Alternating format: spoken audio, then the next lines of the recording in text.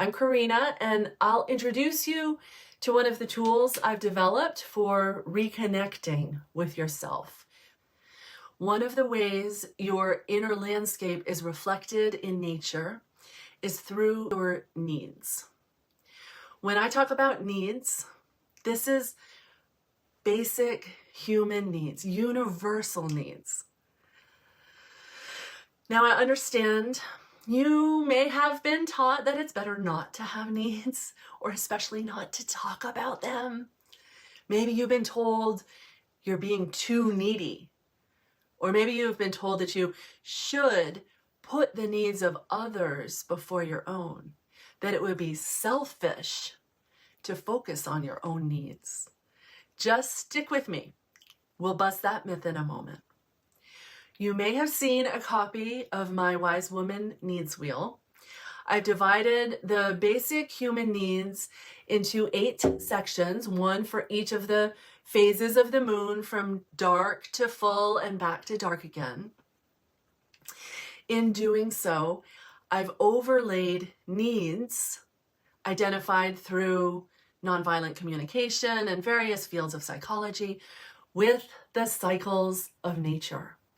Winter solstice season corresponds with the dark moon, since it's the darkest time of year, and the rest group of needs correlate with the energy of the winter solstice season, a time when the plants send their energy down to the roots, when nature is resting, restoring, a time of shifting your focus inward. As we move toward Imbolc, halfway between winter solstice and spring equinox, that's associated with needs for safety. As we're nearing the end of the winter season, traditional peoples would have been asking, how much longer will the winter last? The supplies of food and candles may be getting low. Questions about food needs being met, security, stability, and safety naturally arise as the supplies dwindle. At the same time, this is a conceptual way to organize the needs. You can tune into this energy at any time of year when your needs for safety, security need more attention.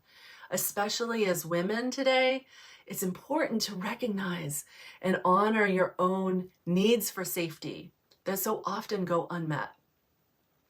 It could be physical safety, emotional safety, safety in relationships.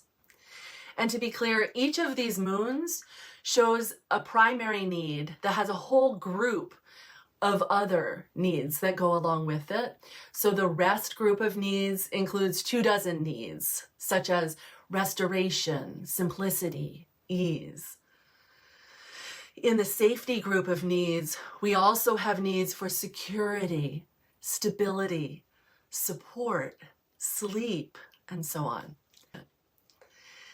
Needs for respect and self-honoring correspond with the spring equinox at the half waxing moon, and needs for valuing and empowerment correspond with Beltane. And then summer solstice at the full moon includes your needs for contribution. And this, my friend, is where we bust the myth that focusing on your own needs would be selfish. Because contribution is a need we all naturally want. We long to contribute to the well-being of others, to the world. When your needs for rest, safety, respect, and valuing are met, then you can contribute from a place of your cup flowing over rather than a place of depletion. Ask yourself, what would you like to contribute to the world if your cup was flowing over?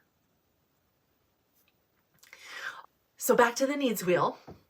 Lammas, the halfway point between summer solstice and fall equinox, is associated with needs for love, such as connection, community, belonging, Fall equinox corresponds with clarity and self-awareness, and needs for divine connection correspond with Samhain or Halloween, the halfway point between fall equinox and winter solstice.